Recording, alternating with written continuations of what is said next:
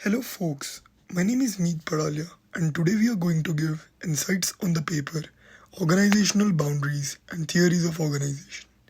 With me, I have Kehinde and Taiwo representing the paper. So let's talk about why was the paper conducted. The paper was conducted to address the dominant focus on transaction cost economics and exchange efficiency. Perspectives in organizational boundaries research. The authors aim to broaden the discourse by developing and extending alternative conception of boundaries. They sought to characterize distinct conceptions, efficiency, power, competence, and identity, outline their contributions, and propose a renewed research agenda to explore these perspectives. The goal was to invigorate organizational research by delving deeper into the fundamental attributes of organizations and understanding the essence of why organization exists. We are going to talk about keywords in the paper, focus of the paper, organization theories and its boundaries, paper insights, and also the company we link the paper to. It's BlackBerry. Let's begin with boundaries of power. So, boundaries of power refer to the limits and extent of influence, control, and decision making authority within an organization. This conception emphasizes how power dynamics shape and define the boundaries of an organization. It explores how power relations influence decisions regarding what activities are kept within the organization and what is outsourced or delegated. Boundaries of identity. Boundaries of identity pertain to how an organization defines itself and its distinct characteristics. This conception focuses on the role of organization identity in shaping boundaries. It suggests that organizations have boundaries not just in physical or operational terms, but also in terms of their unique culture, values, and sense of purpose. Organizational identity influences decision about what aligns with the organization's core values and mission, thus defining its boundaries. Boundaries of competence. Boundaries of competence relate to the specific areas of expertise, skill, and knowledge that an organization possesses. This conception emphasizes the competencies that make an organization unique and competitive in the market. Boundaries of competence are defined by the organization's ability to excel in certain domains, allowing it to innovate, create value, and outperform competitors. Decisions about organizational boundaries are influenced by the areas where the organization excels and where it lacks expertise. Boundaries of efficiency. Boundaries of efficiency focus on optimizing the allocation of resources, minimizing costs, and maximizing productivity. This conception emphasizes the economic and operational aspects of organizational boundaries. It explores how organization makes decisions about what activities to perform internally and what to outsource or obtain from external sources to achieve cost effectiveness and operational efficiency. Boundaries of efficiency are often shaped by considerations of transaction cost, resource availability, and operational effectiveness. Let's talk about focus of the paper. The paper aims to broaden the discourse on organizational boundaries by introducing and exploring four distinct conceptions: power, identity, competence, and efficiency. It advocates for a more comprehensive understanding of organizational boundaries beyond traditional economic perspectives, emphasizing the importance of power dynamics, organizational identity, core competencies, and operational efficiency in shaping organizational boundaries. The focus is on developing a renewed research agenda to enrich theories of the firm and enhance practical decision making. This diagram represents conceptual and structural boundaries. As we can see, structural boundaries include dimensions such as vertical, horizontal, external, geographic, and conceptual boundaries focus on efficiency, power, competence, and identity. Let's see what all of these means. Now we're going to talk about boundaries of efficiency. The boundaries of efficiency in this paper refers to the concept that organization needs to establish boundaries that define efficient um, cost of transaction and activities. It involves determining where specific functions or operations should be conducted within an organization or whether they should be outsourced or handled by external partners to achieve maximum efficiency. For instance, an organization can decide to have certain processes performed in-house while within their own boundaries, or whether it can be efficient to outsource them to external vendors. This choice can be made by evaluating which approach minimizes costs, optimizes resource utilization, and maximizes operational efficiency.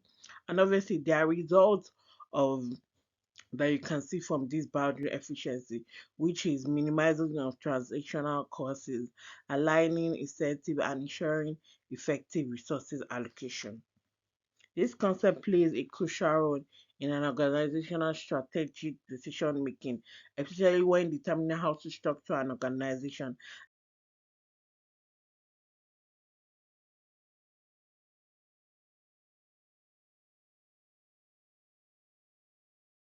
Boundaries of power. Boundaries of power just basically emphasizes that decisions are not solely about minimizing costs, but about maximizing control, shaping industry dynamics, and strategically positioning the organization into a broader ecosystem. Understanding boundaries of power is crucial for an organization in seeking um, navigation of complex and dynamic environments where power relationship plays a significant role in shaping the strategic decision and interaction. Now, according to the paper, it says that um, the boundaries of power is influenced by power dynamics and the sphere of influence that an organization seeks to establish over its entities, such as suppliers, competitors, and institutions. The boundaries are defined by the extent which an organization can have control and influence.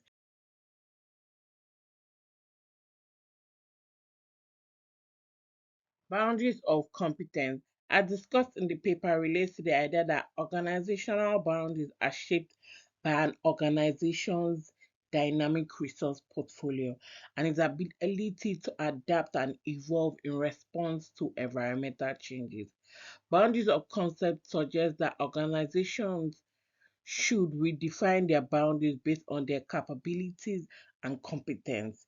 In this is in contrast to the traditional view of organizational boundaries determined solely by transactional costs. Instead, organizations will consider whether they have necessary knowledge, skill, and resources to engage in specific activities or transactions. Organizations seek to leverage their core competence and distinctive capabilities when making boundary decisions.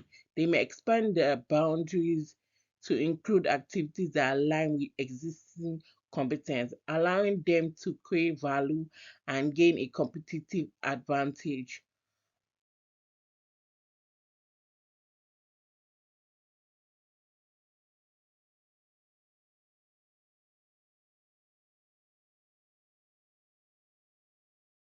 Boundaries of identity. This pertains to how organizational boundaries are shaped by sense of identity among organizational members, unlike traditional perspectives that focus on economic efficiency or transactional costs. The identity perspective emphasizing on how an organization self-concept and identity influences its boundaries. The boundary of identity suggests that an organizational self concept and the way its members perceive who we are play a significant role in defining the organizational boundaries. The collective identity of an organization guides decision making regarding which activity to include within its boundaries and which activities within its external entities. Organization identity can be a powerful force in shaping an organizational behavior. When organizational members identify with a particular form, vision, or mission, it provides them with a sense of coherence and guides their choice for both horizontal and vertical boundaries. In essence, it helps them align their organizational activities with its perceived identity and can be a source of competitive strength. This table talks about the concepts of the organizational background at a glance. It shows how boundaries of efficiency are focusing on minimization, and how boundaries of power are focusing on automation. Boundaries of competence are focusing on growth, and the boundaries of identity is focusing on coherence. And it also talks about how each of these boundary analyze things. For efficiency, it's focused about how they analyze transactional costs. Boundaries of Power talks about how they analyze this boundary based on strategic relationships, and for the boundaries of competence, it shows how resources is the major analysis, and for boundaries of identity, it shows how the identity attribute is the major factor. The new agenda for organizational boundary research proposed in the paper outlines several key directions for future research to broaden our understanding of how organizations define and manage their boundaries. These directions are beyond exchange efficiency, relationship among boundaries concept, normative evidence and theory of firms, problem driven boundaries phenomenon. In summary, the new agenda for organizational boundary research encourage a shift away from traditional focus on exchange of efficiency towards a more holistic and strategic understanding of organizational boundaries. It emphasized the importance of exploring the relationship among different boundary concepts, conducting normative research, and addressing real world boundary challenges to advance both the theory and practical.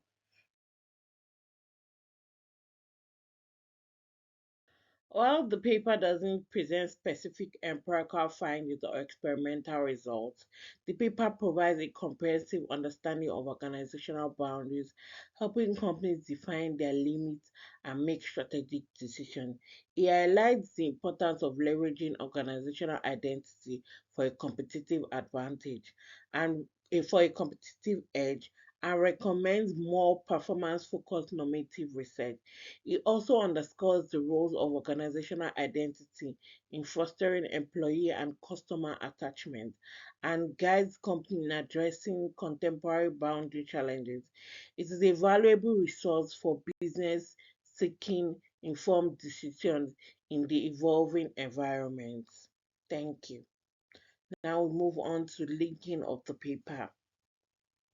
BlackBerry was founded in 1984 by Mike Ladris and Douglas Frederick. It is a Canadian multinational company with headquarters in Waterloo, Ontario. Initially known for its pioneering work in mobile communication and securing messaging, BlackBerry has transitioned its focus. Today, it operates as a company specializing in enterprise software, Internet of Things, and cybersecurity solutions. Its headquarters now serves as a hub for its operation, and the company offers a range of products and services that cater to enhance security and productivity for organizations, making it a key player in the field of secure communication and digital solutions. This is John Chen, BlackBerry's CEO and Executive Chairman from 2013 till date. He has successfully been able to pivot BlackBerry from a hardware icon to becoming a software leader. And he believes that as the world becomes more and more connected, with everything having its own IP address, BlackBerry's role ensuring safety and security and data privacy will become much more important. Why did BlackBerry fail? In 2007, iPhone was introduced and it changed the smartphone market. BlackBerry was a dominant player at that time, holding for 3% of the market share in the commercial and the government communication sector. But customers and businesses found out that iPhone was superior in terms of versatility and and app availability. BlackBerry's market share began to decline despite being a big player in the communication device for email and phones. BlackBerry couldn't compare their own capabilities with iPhone's capabilities. BlackBerry's downfall highlights the importance of building an effective ecosystem of stakeholders because Apple already success was already attributed to its ecosystem of innovation. And it did not only focus on making on device, but also focused on managing the ecosystem. BlackBerry failed to create a comparable ecosystem, which included app developers and to be able to compete with Apple and Android.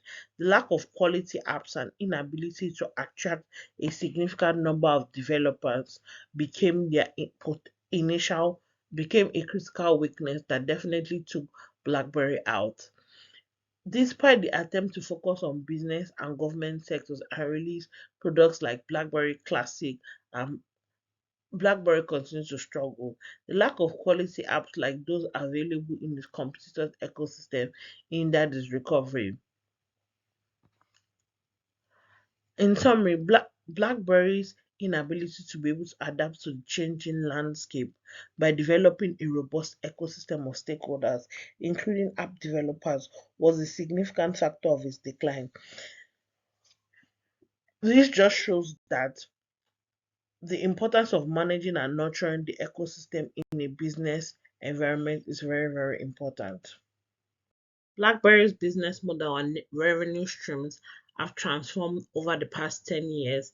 They have shifted away from a B2C smartphone market to a B2B software enterprise market, and their decision to transition has made them be able to serve corporate customers and government, and this had allowed them to leverage on their long-term partnerships and build a stable and recurring revenue stream through software as a service.